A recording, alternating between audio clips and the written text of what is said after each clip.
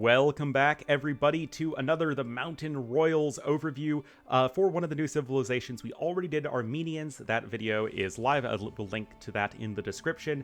Again, myself, along with a bunch of other content creators, do have early access to this DLC to show off all the cool new toys that it will be bringing us. So we've already looked at Armenians.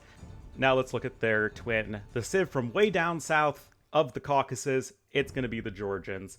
The game considers them a defensive and cavalry civilization. And I guess quickly, I will reiterate, I talk about it more in the Armenians video, but you have the Fortified Church unique building. It is a defensive building version of a monastery. It is unique to Armenians and Georgians. And the same as the Mule Cart, which is your ox cart from Age of Mythology. It's a mobile drop-off site for gold, stone, wood, and hunt. Anyway, Georgians, defensive and cavalry civilization. Very appropriate categorization for this civ. You start with a mule cart, but minus 50 food. I love this bonus, because it feels like it can be used in a lot of different ways. So yes, you start with 50 less food, but you get a drop-off site for free, and you can use that drop-off site however you want. You can immediately go and send your villas to a patch of deer, and just start taking from all that hunt right away. Maybe on water maps, you send it to the wood right away, and you can go for a very early dock. Or at least on hybrid maps that you don't want to play Georgians on full water maps. But it feels like on a lot of different map types, this bonus can be used in unique ways, and it can really spice up the early game for this civilization. So I'm a big fan of this bonus. I'm not sure how powerful it will be. I guess it will depend on the map. But yeah, I mean, in raw savings, it's like you are starting with, 30 less food, but 100 more wood? In terms of, net resources saved. It's interesting stuff. We'll have to see how exactly it plays out, but it's going to make the early game fun, that's for sure. Second bonus, fortified churches provide villagers in a 10-tile radius with 10% extra work rate. I'll look into the specifics of this later on in a video where I go over the Georgians in more detail, but for the time being, basically it's like the Akin Chapel in AoE4. I think that's the landmark. You plop one of these down in the mid-game, and it's going to make everybody work 10% faster. So that's a lot of work rate. Remember, the Romans have a 5% faster work rate, and that's considered a very good eco bonus. Granted, this is contingent on building a 200 wood building in your economy, and that only can happen in the mid-game, and it's going to be difficult to afford that with extra town centers. So I'm not exactly sure how practical it is in booming, but at the very least, you are gaining economy from going for a defense, because villagers can garrison inside fortified churches and fire arrows. So you're in a situation where, okay, you place 3 of these in your economy, you'll get an extra boost to your work rate, and also if enemy units happen to try and run in and raid you, well then suddenly the villagers have a nice happy little home that they can run to for safety, and then the enemy units will get fired at by arrows. So it's a pretty powerful bonus. It's not one that's super obvious as to okay, how exactly is this going to make your economy relative to other economic civilizations, or at least how good does it make your economy? But it's an interesting sort of conditional eco bonus that requires you to actually incorporate something that you might not otherwise do into your strategy, which I really like. And for reference, 10 tiles is the same as a caravanserai for the Hindustanis, so don't worry. I guess it's a pretty big radius. You don't need that many in your economy if you're not familiar with the caravanserai. Next bonus, units and buildings receive minus 15% damage when fighting from a higher elevation. What on earth does that mean? So, as many of you probably know, in AoE2, when units and buildings are attacking downhill, they will be getting 25% extra damage, or 50% if you're Tatars, and if you're attacking uphill, you'll be dealing 25% less damage. Georgians, you're dealing even less to that, so you're dealing 40% less damage to Georgian units and buildings when you are fighting uphill. Definitely leaning into the defensive theme with this civilization. All your defensive structures on hills are going to be tough to break. Thankfully for everyone involved, Georgians have pretty bad ranged units, as we'll get to later. Otherwise, camping hills with them could be quite tricky, but even so, if you're just playing mid-game and crossbowmen are on a hill and they're shooting down at you, it could be tough to take fights. So really just however you can manage the terrain to fight, to gain an advantage in how you fight, it's going to be a pretty solid bonus. Again, leaning into that defensive identity for the civilization. Just a good solid military bonus right there, and defensive bonus because, again, it does apply to buildings. Next bonus, cavalry regenerates 5 HP per minute in feudal, 10 in castle, and 15 in imperial age. That's not that much HP. I mean, it's like okay, but if you think about it, it takes several minutes to even heal up a scout cavalry in Dark Age. So it'll help you out a little bit. It's going to be nice for raiding and in protracted fights.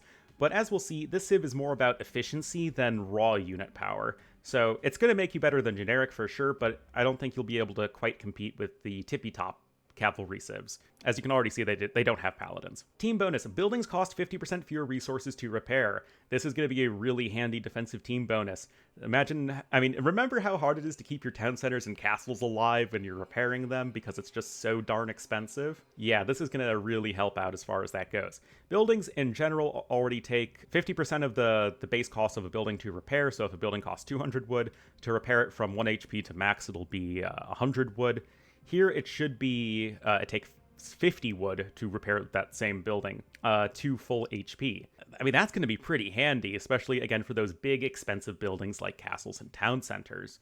Just a good team bonus all around for sure. Looking now to the unique unit of the Georgians, they only have one, and it is the Monaspa cavalry unit. It is a medium-ish cavalry unit that becomes stronger when other Monaspas or Nightline units are nearby.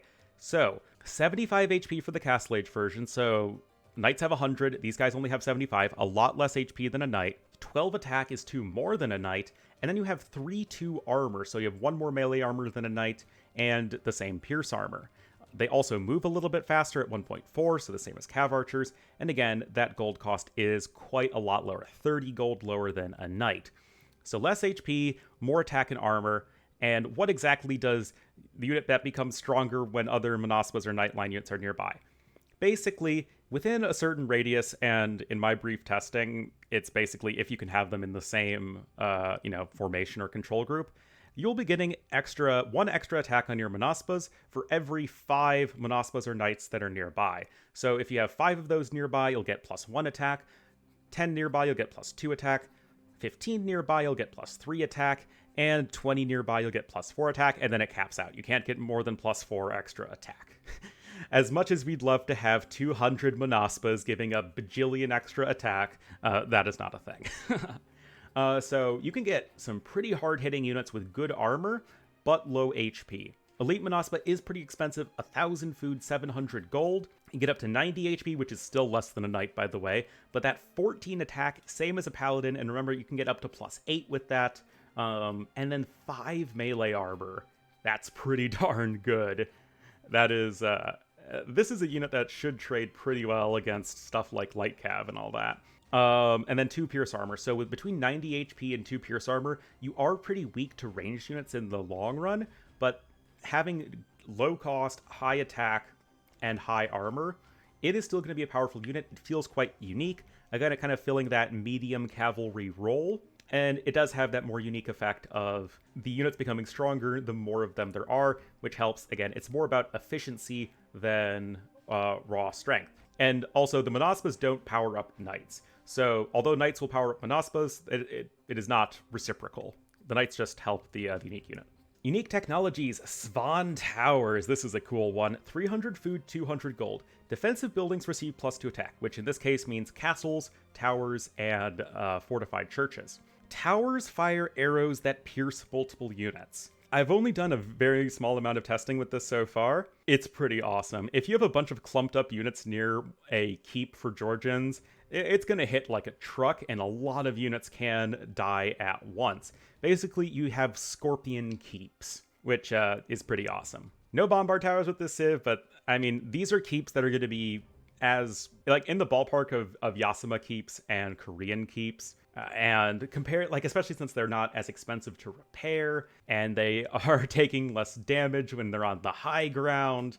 This civ is really good defensively. Fortified churches as well, getting +2 attack. They have low base attack of only 5, so 2 more attack on that is quite helpful. And if you just plop them down all over the place, it becomes a nightmare to raid the civ later on. Again, looking at that very good defensive theme. Imperial Age unique tech, Asnari Cavalry, 750 food, 250 gold.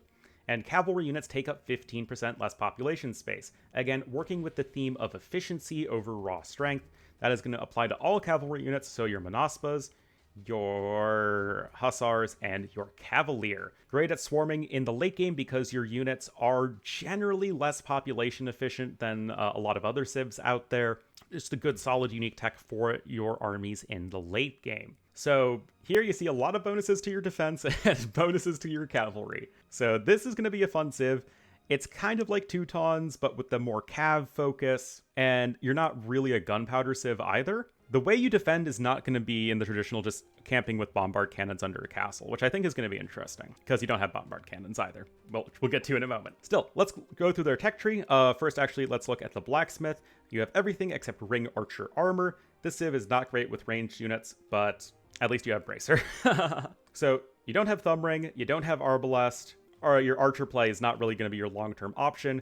You missed the last armor upgrade for your skirmishers, which does hurt in your trash wars in the late game. You do actually have heavy cav archer and Parthian tactics, so maybe like occasionally cav archer play could work. But what I'm interested in is your hand cannoneers. Yes, they do miss that last armor upgrade, but they're also going to be your best unit to garrison inside your awesome Svan Tower keeps. So those are going to be adding the most extra arrows to those things. So I feel like the hand cannon could actually become a very helpful unit for this civilization. Also, it's going to be one of your best tools of dealing with all the halbs the enemies are going to throw at your cavalry. At the barracks, it's just a complete barracks tech tree. You have all the blacksmith upgrades, all the champion line, all the halbs, supplies, gambits, squires, arson. If you're ever in a situation where you need infantry, these guys got it. Halbs in particular, going to be an important defensive tool for you. So again, it's good to have. At the stable, it's a very empty looking stable tech tree for a cavalry civilization, but you've got fully upgraded hussars that regenerate HP, fully upgraded cavaliers that regenerate HP, and also can take up less population space, as well as your Monaspas at the castle. Kind of like Berbers, right? Berbers are a good cavalry civ with their discount, but in the late game they will fall off when population efficiency matters. I feel like it's going to be a pretty similar situation for Georgians, where you're going to do quite well in that like Castle Age to mid-Imperial Age situation. Your Hussar rating is certainly going to be quite good, but at the end of the day, you're going to struggle in a pure cav fight versus Paladins and whatnot. Unless the Monaspas just kill everything, which, I mean, this unit feels like it's going to be really strong. So we'll have to see exactly how that's going to work out. Siege. Unlike Armenians, Georgians have very solid siege. You've got fully upgraded siege rams, fully upgraded siege onagers, and fully upgraded heavy scorpions, and even fully upgraded siege towers, Kappa.